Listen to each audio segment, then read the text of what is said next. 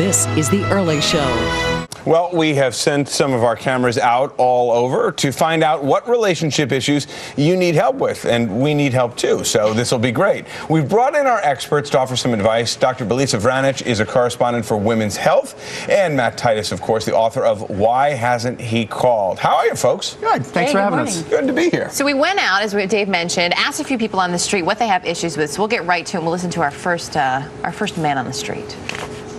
How do you keep romance and passion in a relationship alive? All right, Matt, how do you do it?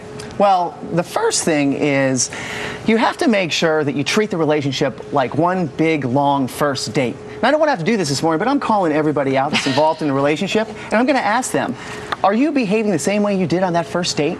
One thing people do is that they get comfortable and they think, oh, this is good, our relationship is moving along, you know, I feel like I can be myself, and then the politeness goes away. They don't groom the same way. So say thank you. They pee with the door open. They pee with the door open. I mean, come on. They don't wash the pans in the sink. We've talked about that before, Matt. They're good and bad naked. I mean, come on. Stay with the good naked. See, yeah, exactly. Never a dull moment. So that's, I think, one of the keys. Never have a dull moment and stay on that first date. Now let's get to a question which seems to get more complicated as people spend more time together. Let's go to the tape.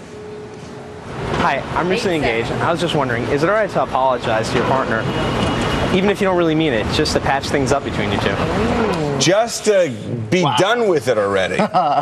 What's the answer to the question? Yes, absolutely you should. Men and women think about it differently. For men, saying sorry means you've lost, so you take a point off. You really think about it as a game where you've lost. For women, we just want to think that you understand what we felt.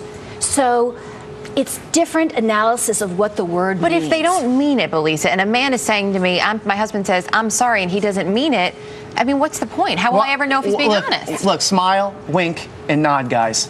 Get on with your life. Go on to the next thing. It's not worth it. You know, win the battle. You know, lose the battle, win the war. So you both say, let it go. Absolutely. But you know what, Erica? He has to say one sentence before he says sorry, which is that I understand what you went through. But he actually has to say, Dave, we don't have to say anything. No, I got to tell you. By the way, every time you say I'm sorry, and I don't know how it works in your house, every time you say I'm sorry, the fight just continues. You don't mean it. But I do. I said I'm sorry. There's a fight about being sorry. Right. Do you really mean you're sorry? I don't know. Smile, wink, and nod. This is a never-ending cycle. There you go. Smile, wink, and nod. Say the sorry, move on. All right. Matt Titus, Dr. Belisa Vranich, so good to have you both with us. And we'll be calling you back because we know we're not done with our issues. Well, Dave's not, anyway.